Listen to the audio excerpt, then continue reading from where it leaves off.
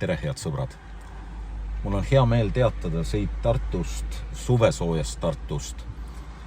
Täna koos olnud EKP Koguduste Liidu juhatus teeb ettepaneku järgmise aasta valimiskonverents kutsuda kokku 3.–4. mail Tallinna Kalju baptisti koguduses.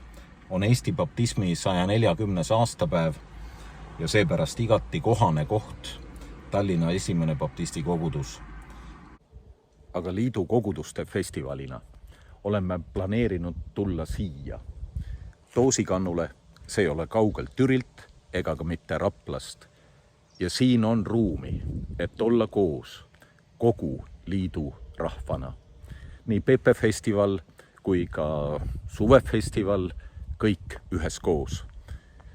Ja selle kõige keskel ka meie Koguduste Liidu ühe liikumise, baptisti liikumise 140. aastapäevale mõeldes. Nii et on, mida oodata.